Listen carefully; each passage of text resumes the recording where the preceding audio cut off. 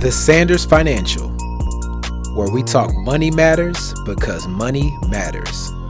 Welcome to the Sanders Financial, where we talk money matters because money matters. I am Ladarius C. Sanders, and I'm happy to talk to you today about contractors. How do you find them? When do you pay them? And how do you pay them? Very important things. I think this video is going to be extremely helpful for you. So stay tuned. How do you find them? Let's talk about 7 different ways you can find good contractors. The number one is word of mouth from experienced real estate investors such as myself or family and friends. Ask for those contractors. Now, I do want to warn you, a contractor is only as good as their last job. I repeat, a contractor is only as good as their last job. Unfortunately, that's just how it goes. They did an amazing job for someone else, doesn't 100% guarantee they're going to do a good job for you. But you do increase your chances if you're getting a word of mouth from some people that you really trust.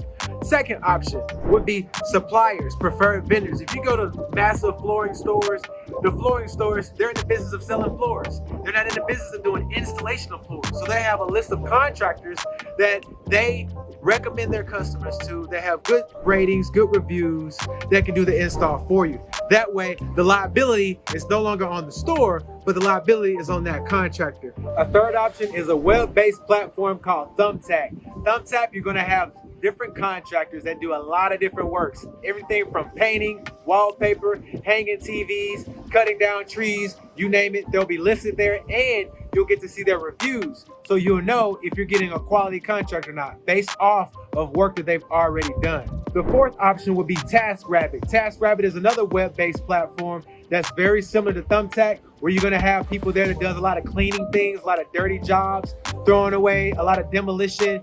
You name it, you can find them on Taskrabbit. The fifth option will be Facebook, like Facebook Marketplace. The sixth option for finding contractors will be Instagram, because a lot of good contractors want to show off their fancy work, and you can see their quality via Instagram. Number 7 would be Boxstores like Home Depot and Lowe's.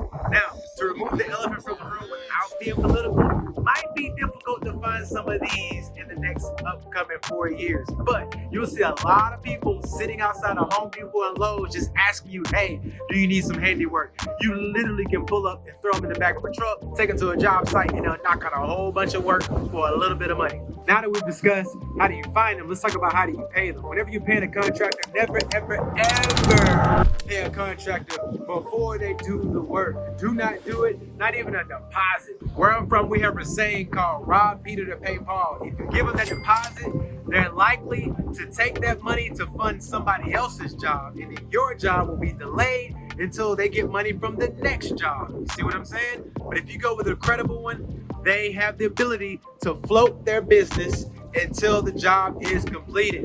Another thing you can do, you can encourage them to go with you. You go with them to the store.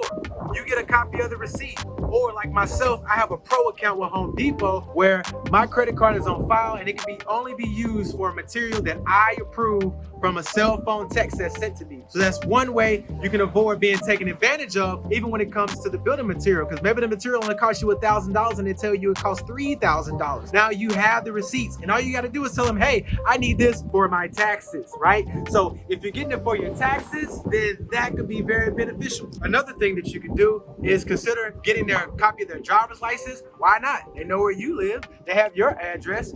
If a contractor skips out on work, you have no way to track them down. If you get them to sign an agreement, which I recommend you do, use ChatGPT or Copilot, some type of AI technology to create a contractor's agreement, have them sign it, make sure you get a copy of their driver's license. The reason you want to do this is because if they skip out on your money, if they skip out on the work, you have a way to track them down.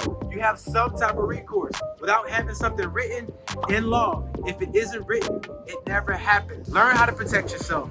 I hope this was helpful, learning how to locate, finding contractors, as well as how to pay them. I'm Ladarius Sanders from the Sanders Financial, where we talk money matters because money matters. Thanks again for watching The Sanders Financial, where we talk money matters because money matters.